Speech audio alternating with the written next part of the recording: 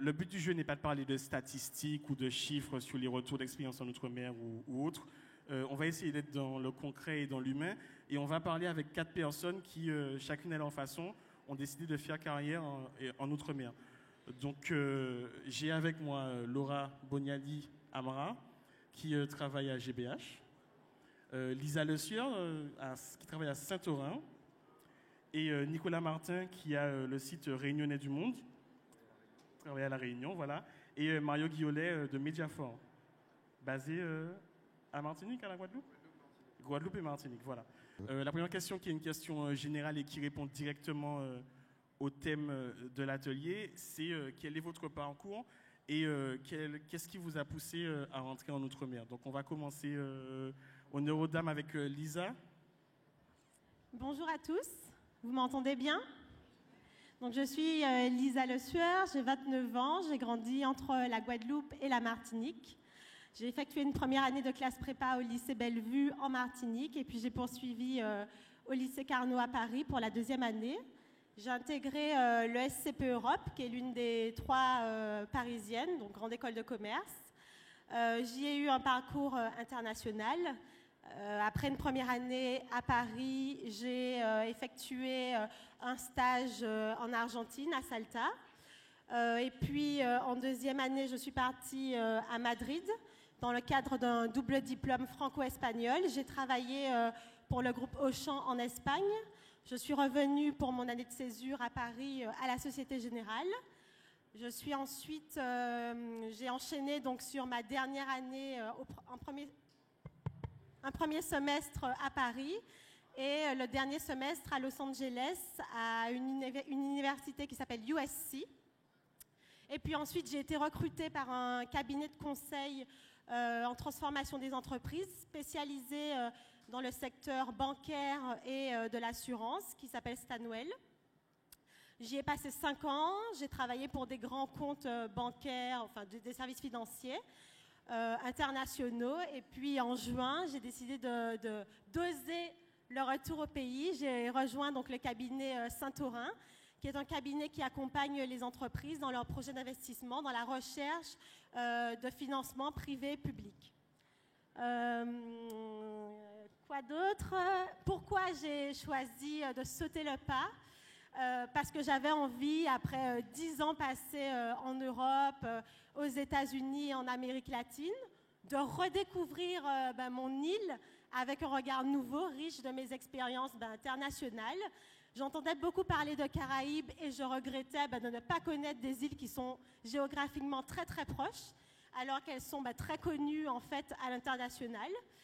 Et donc voilà, je me suis dit que c'était le moment et j'ai attendu de trouver le poste et l'entreprise qui correspondent à mon ambition. Il n'était pas question que je mette un frein à ma carrière. Enfin, c'était vraiment l'une des conditions pour laquelle il fallait que j'attende de rentrer. Et donc j'ai trouvé Saint-Orin et voilà, j'ai vraiment pas l'impression de m'être repliée sur moi-même, pas du tout. C'est un cabinet qui me permet de voyager entre la Réunion, la Martinique, la Guyane, la Guadeloupe et Paris, et qui me permet de mettre d'autres compétences à mon arc. Donc voilà. Super, super, merci beaucoup.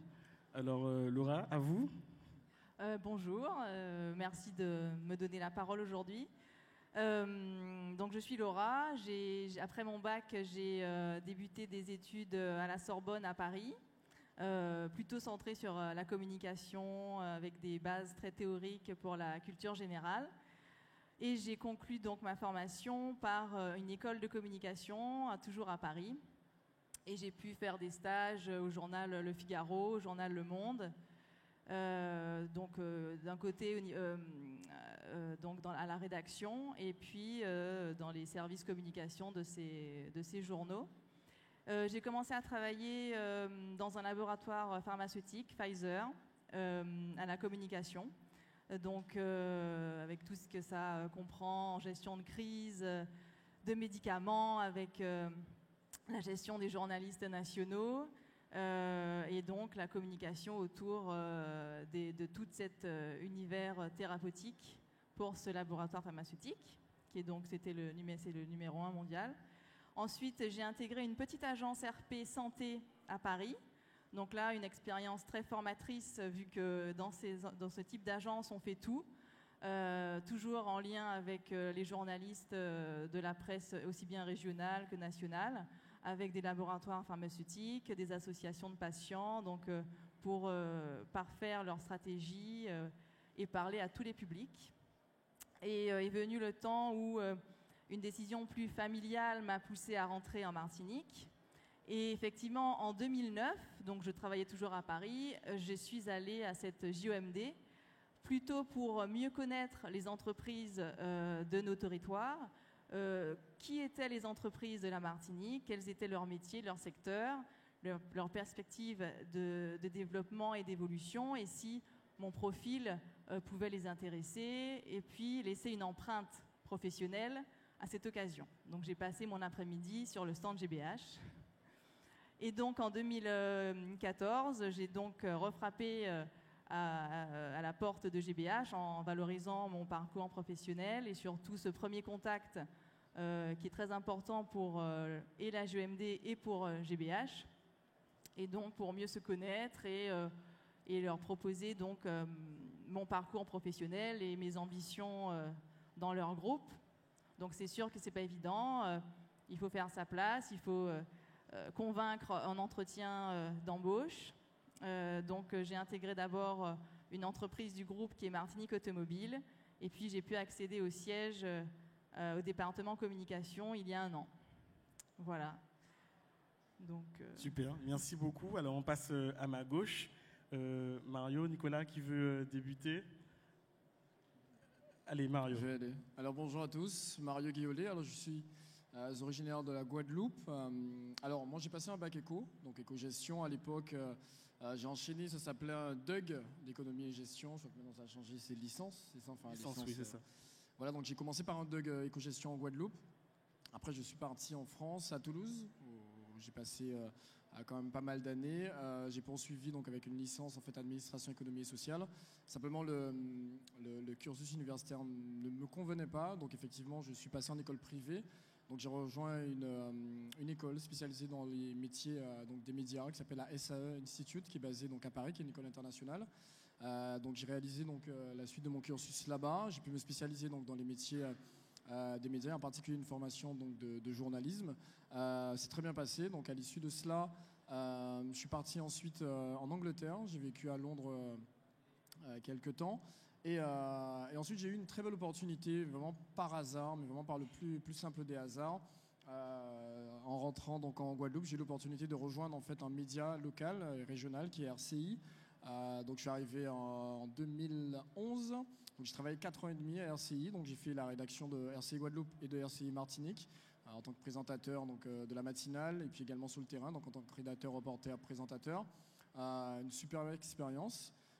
Et par cela, effectivement, j'étais déjà bien implanté. C'est vrai que je me suis rendu compte en fait des carences entre autres, mais qu'il fallait en fait s'implanter et renforcer justement notre présence média sur le web.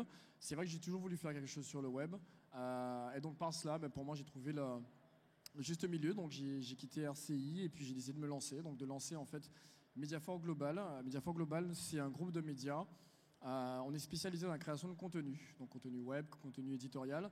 Donc on a des marques qui par exemple nous sollicitent pour qu'on puisse leur fournir du contenu pour leur blog, pour leur site internet, etc. Donc c'est devenu vraiment, on va dire, l'axe majeur de mon projet, parce que je pense qu'il y avait vraiment une carence à ce niveau et qu'il fallait apporter un rendu qualitatif à la fois visuel mais également dans le contenu éditorial. Donc c'est notre activité principale. Et c'est vrai que voilà, en tant que journaliste, j'avais besoin aussi d'avoir une plateforme sur laquelle on pourrait distiller de l'information. Donc j'ai créé Mediafor.com, donc qui a été lancé fin 2015, en novembre 2015, donc il y a 2 ans, pile poil. Et je me suis entouré, j'ai commencé seul, chez moi, comme sûrement beaucoup d'entre vous, jeunes entrepreneurs.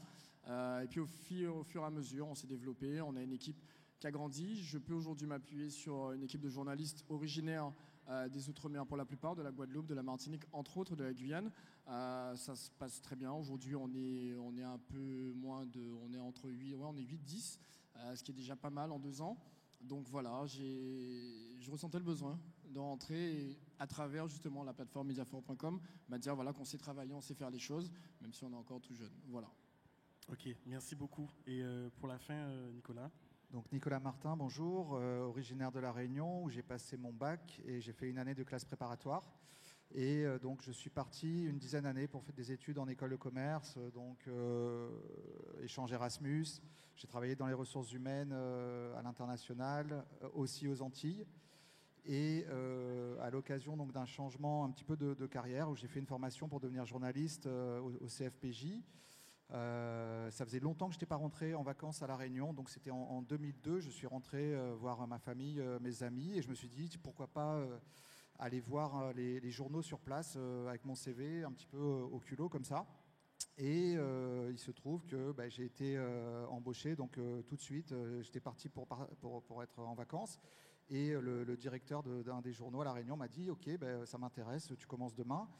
Donc c'est comme ça que je suis revenu en 2002 à La Réunion m'installer. Et 2-3 ans plus tard, donc, j'ai monté mon site internet qui s'appelle réunionnaidumonde.com, qui a 12 ans d'existence maintenant et qui, à l'origine, justement, a été créé pour faire une base de données des Réunionnais dans le monde. Donc on ne sait pas exactement combien il y a de Réunionnais en métropole, à l'étranger. Donc l'Internet rendait possible ce travail.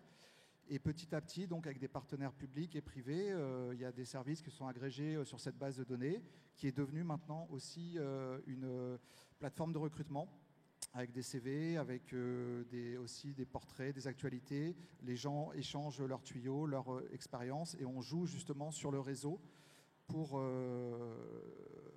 diffuser des offres d'emploi, des opportunités.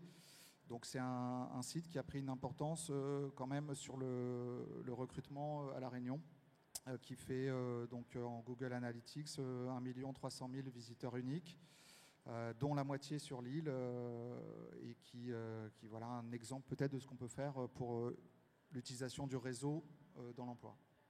Ok, merci beaucoup. Alors on va peut-être passer à une deuxième question qui va peut-être intéresser notamment Mario et Nicolas, mais aussi Lisa et Laura. C'est la question du digital dans votre travail respectif. Est-ce que pour vous, c'est quelque chose qui est important et qui, en Outre-mer, change la donne dans le travail? Alors, je peux commencer? Oui, vas-y. C'est sûr que le digital abolit un petit peu les distances. Ça permet de communiquer, de créer son business, quel que soit l'endroit finalement. Moi, ça m'arrive de rencontrer des gens qui sont même étonnés que je sois basé à La Réunion. Ils pensent que mon site internet est basé à Paris ou ailleurs. Donc, c'est quelque chose qui facilite énormément le réseau, la prise de contact, la communication.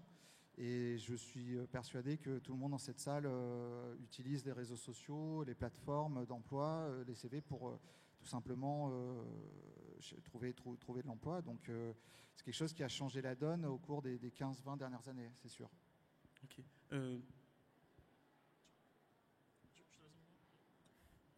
Je pense effectivement que le digital aujourd'hui n'est pas une option. Et quel que soit le coin de la planète sur lequel on se trouve et quel que soit le secteur d'activité, c'est vrai que si en plus on rajoute à cela le fait qu'on est sur des îles qui ont des tailles miniatures à l'échelle de la planète et qu'il est très facile en fait de vivre replié sur soi-même, coupé du reste du monde, alors le digital devient vraiment une exigence pour pouvoir justement voir ce qui se passe ailleurs, se comparer, se remettre en question et avancer. Et je pense qu'effectivement, ça fait beaucoup de bien à nos... Ça y est, c'est bon ? Oui, à nos économies pour justement qu'elles rentrent dans une dynamique d'amélioration continue au quotidien. Merci. Vas-y, Laurent. Non, simplement ajouter qu'effectivement, on ne peut pas faire sans. Le digital est partout. Les entreprises l'utilisent de façon positive. C'est une mutation positive. Et au-delà de tous les avantages qu'elle propose et de la mutation interne entreprise qu'elle suppose, donc la formation de toutes les équipes et ce pas à prendre qui est de toute façon indéniable, en termes de communication pour les entreprises. En tout cas, le rôle du département communication change. Donc, on n'est plus seulement garant et contrôle. On a du mal à contrôler la communication de par les réseaux sociaux. On est maintenant on fait partie d'un des émetteurs de cette communication. Et donc, on est plus dans un processus de conversation avec nos publics. Et donc, il faut animer, que ce soit les réseaux sociaux, les sites internet, animer notre communication, la façon dont on lui donne du sens, en cohérence avec l'entreprise, son image, son ADN. Donc, c'est tout ça le digital et de se préoccuper d'autant plus de l'e-réputation de l'entreprise, puisque maintenant, tout le monde a un avis, tout le monde communique à profusion. Et donc, il faut on ait un rôle de vigie et de veille plus que de contrôle, puisque ce n'est plus possible maintenant. Ok. Être capable donc d'intervenir à tout moment s'il y a un message qui est divulgué sur l'entreprise. Disons que l'idée, c'est de multiplier, en tout cas, de préserver cette e-réputation et d'être le propre émetteur de notre communication, dont on est quand même garant.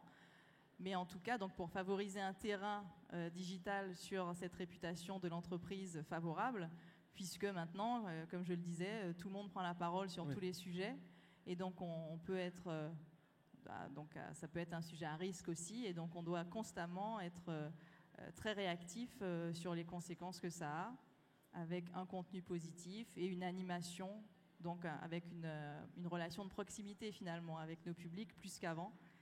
Et de ce fait, c'est ce que le digital entraîne, en tout cas pour le département de communication d'une entreprise, comme le groupe GBH par exemple, qui est donc basé à l'international dans 15 territoires. Et c'est vrai que ça facilite les échanges, donc il y a du positif mais du négatif. Donc il faut rendre cohérent tout ça et donner du sens. Ok, merci beaucoup. Mario ? L'essentiel est dit, c'est clair que... Alors on n'a pas le choix surtout en fait. Aujourd'hui, qu'on le veuille ou non, on n'a pas le choix que d'y aller. Je pense que certains l'ont compris assez tôt, certains sont en train de prendre en considération, d'autres sont en retard, il faut être réaliste. C'est vrai que dans les territoires d'outre-mer, c'est encore compliqué pour certaines entreprises notamment de comprendre l'importance du digital, cette fameuse transition. Alors on a des structures effectivement qui sont implantées dans différents départements qui travaillent en ce sens. Mais c'est vrai que oui, ce sera un travail de longue haleine, ce qui est normal. Mais c'est vrai qu'aujourd'hui, oui, les autres invités ont dit l'essentiel. Et c'est vrai qu'aujourd'hui, on n'a pas le choix que d'y aller. Maintenant, il faut structurer tout ça. Ça ne se fait pas n'importe comment. On a la chance d'avoir des supports. Il faut les utiliser, dire qu'on sait faire, en fait. Voilà, nous aussi, on peut le faire, les exploiter au maximum. Et puis bon, j'ai envie de dire que pour certains entrepreneurs, ça coûte aussi moins cher d'être sur le web. Je prends notre exemple. On est parti avec des petits sous, ça nous a permis de créer un site pour une centaine d'euros, etc.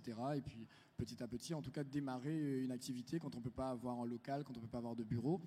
On a le web, on a une activité dans le digital. C'est clair que c'est aujourd'hui omniprésent et indispensable. D'accord. Merci beaucoup. Alors, je regarde ma petite montre, enfin mon petit horaire.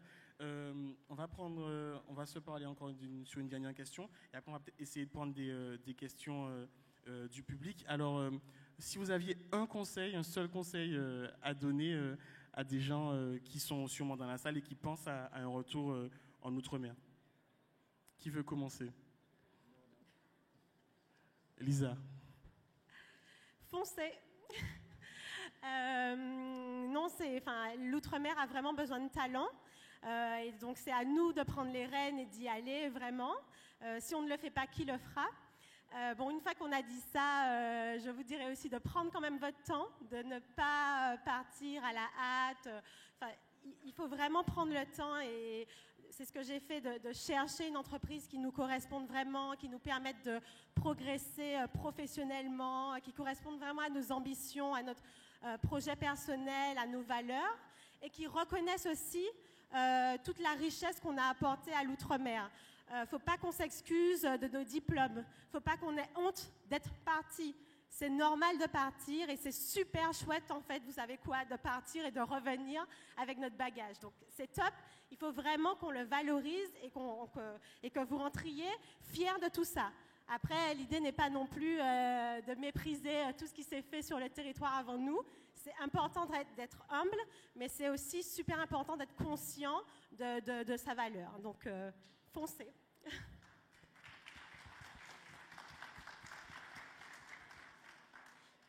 Il y a des entreprises dans les Outre-mer qui sont à la hauteur de vos ambitions. Donc, la JOMD est là pour vous présenter toutes ces entreprises. Soyez confiants, soyez vous-même, mais ne soyez pas trop pressés. Il faut parfaire effectivement votre expérience au-delà de l'Outre-mer, de la Caraïbe, pour améliorer vos talents. Et je dirais juste qu'au-delà des compétences professionnelles, de votre expertise, c'est le savoir-être, les valeurs humaines qui comptent énormément aussi et qui font la différence dans les entretiens. L'enthousiasme, la motivation, l'ambition comptent énormément. Donc n'oubliez pas de les valoriser aussi, d'être passionné par vos métiers. Et faites des stages, visitez le monde, mais sachez que l'Outre-mer vous propose aussi toutes les options possibles. Il n'y a pas de bon, moins intéressant. C'est à nous aussi de créer le poste qu'on souhaite dans les Outre-mer, quelle que soit l'entreprise, quelles que soient vos ambitions. Il est toujours possible de travailler en Martinique, mais avec une vision internationale.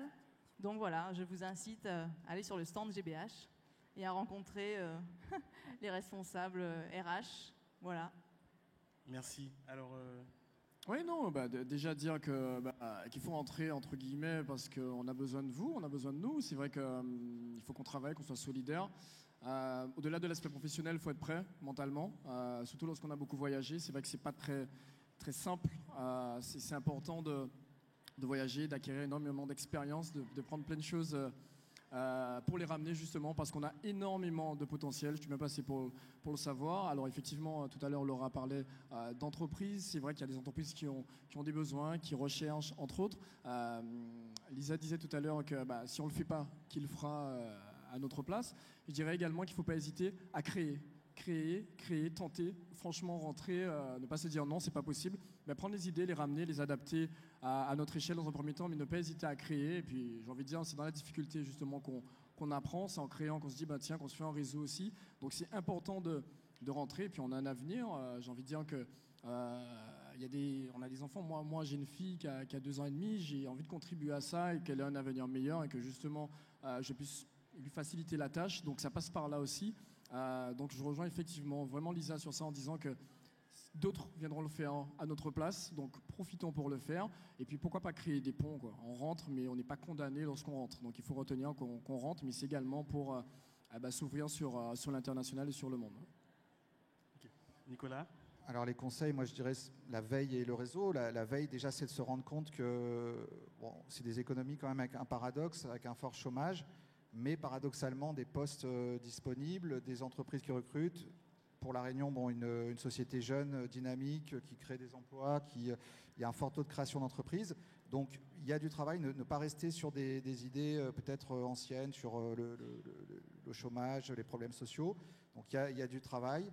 Le réseau, c'est se créer son réseau. On a forcément un réseau si on vient de là-bas. C'est vraiment jouer là-dessus, quoi. Se rendre compte qu'il y a un changement un petit peu à force de parler avec des recruteurs, des entreprises qui valorisent ce profil de personnes qui sont parties en mobilité et qui reviennent fort d'une expérience. Ils se sont rendus compte souvent que le taux d'échec de recrutement, donc de personnes qui connaissent déjà le marché, qui sont motivées pour rentrer, qui savent pourquoi ils rentrent, ces recrutements connaissent moins d'échecs que des personnes qui viennent d'ailleurs pour travailler, qui parfois ne vont pas rester, parfois le conjoint ne va pas s'adapter. Donc construire petit à petit son réseau, peut-être prévoir de faire un stage quand on fait une école d'ingénieur ou une école de commerce, de se dire que sur les 3 ans, on va faire au moins un de ces stages. Donc c'est des liens qui sont tissés pour la suite et s'appuyer sur les outils qui existent et qui sont nombreux. Ok, merci beaucoup. Alors, on va prendre une question. Madame Girardin ? Ah oui, moi j'ai une vraie question. Bonjour à tous, je suis très heureuse de vous voir ce matin, très contente d'être ici, très contente de voir cette dynamique que le gouvernement souhaite accompagner. En tant que ministre de l'Outre-mer, moi je suis toujours très fière de tous ces jeunes porteurs de projets, mais aussi de ces entreprises qui, aujourd'hui, ont leur lettre de noblesse dans l'ensemble des territoires d'outre-mer ou sur la métropole et qui souhaitent redonner des chances ou donner une chance aux jeunes des outre-mer de retourner chez eux exercer. Moi, j'ai un grand pari, et j'aimerais le relever avec vous tous, c'est que ces territoires d'outre-mer soient encore davantage des références dans leur bassin maritime.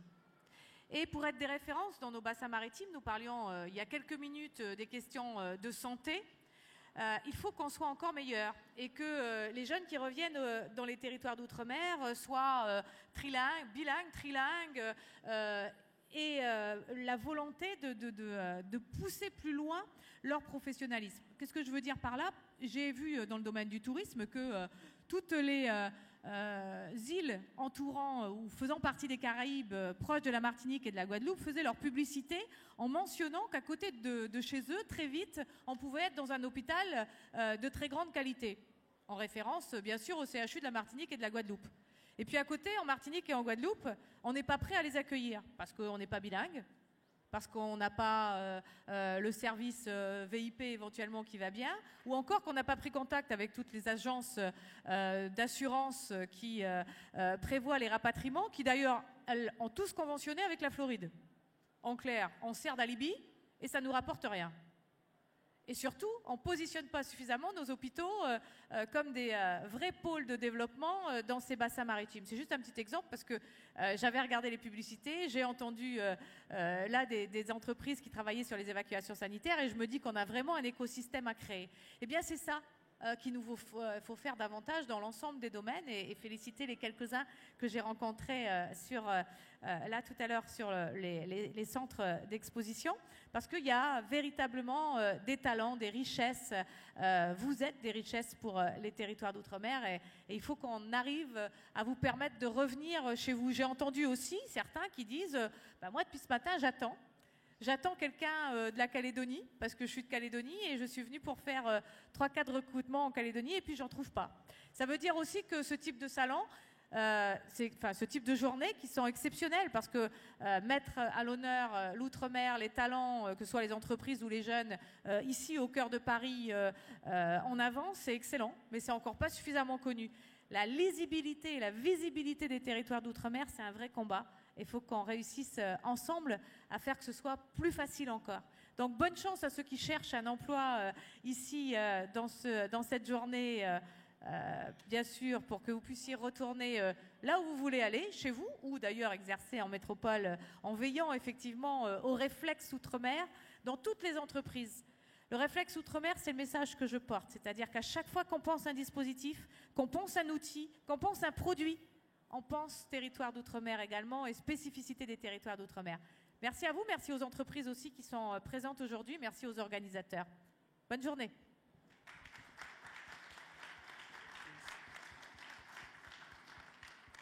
Bonjour, Ernie Marc-Henri. Alors j'ai un peu deux questions pour nos intervenants. Donc vous avez tous les quatre des profils très intéressants et différents. J'aimerais savoir, par exemple, dans un premier temps, le délai qui s'est passé entre votre décision de retourner aux Outre-mer et le retour effectif. Pardon? Le délai entre la décision de partir et le retour effectif, quoi. Quand ils étaient dans leur, je ne sais plus leur parc, etc., mais quand ils ont décidé de retourner au pays, quand ils ont commencé leur démarche de ce sens-là, le délai qui s'est déroulé à peu près. Et autre chose, c'est quand vous avez trouvé vos postes, est-ce que vous attribuez ça plus à votre CV super riche ou un peu un coup de chance, entre guillemets, que vous étiez là au bon moment, au bon endroit?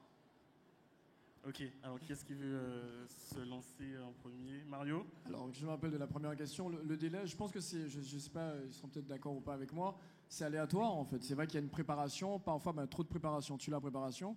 Donc en fait, au final, parfois, c'est sur un coup de tête, tout comme ça peut effectivement prendre du temps, quelques années. Dans mon cas, j'ai envie de dire que je suis rentré, j'ai eu une opportunité. Pour tout dire, en fait, la possibilité de travailler en Guadeloupe s'est jouée au détour d'une soirée où j'ai rencontré la bonne personne au bon moment. Et c'est comme ça, effectivement, que j'ai pu avoir cette opportunité. Donc j'ai envie de dire oui et non. Enfin, dans mon cas, en tout cas, il n'y a pas de préparation, me dire je vais me préparer, penser déménagement, etc. Non, c'est l'opportunité. Là, je me suis dit, allez, hop, on la saisit et puis on verra après. Et bon, en tout cas, pour moi, jusqu'à maintenant, il n'y a pas de bois, mais bon, je touche du bois, ça a fonctionné. Et la deuxième question, c'était... En fait, tu as répondu... Est-ce que ça tenait un peu du coup de chance, en fait? Tu étais là au bon moment, au bon endroit, quoi. Oui, alors à titre personnel, je pense que c'est aussi le rapport humain. C'est ce qui s'est passé, notamment lorsque j'ai commencé RCI. Je pense pas, en toute honnêteté, que ça soit, sans vouloir me discréditer, mais en termes de CV, je pense que c'est le rapport humain. J'avais envie de démontrer ce que je voulais faire, ce que je savais faire surtout, ce que j'avais appris, le ramener. Donc après, j'ai envie de dire, j'ai su me vendre, j'ai donné confiance aussi.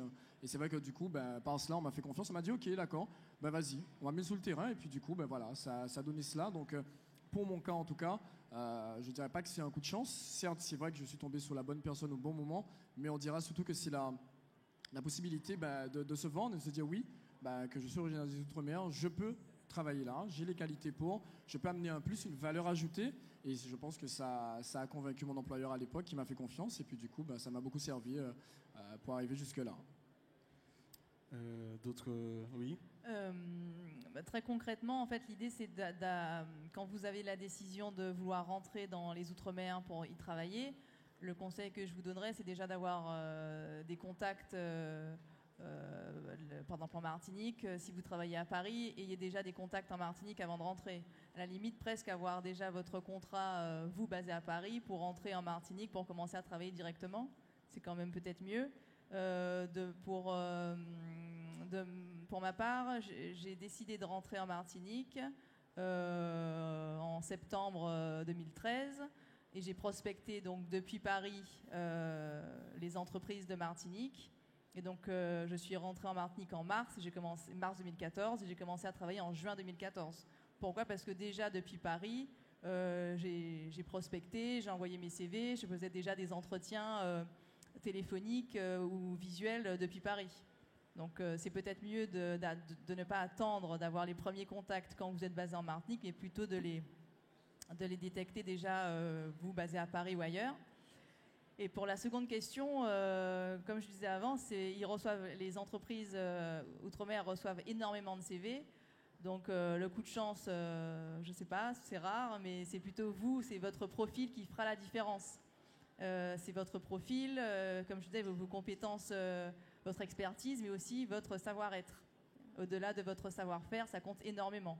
Donc, et c'est à vous aussi de créer l'opportunité et de poursuivre votre objectif et les entreprises que vous ciblez.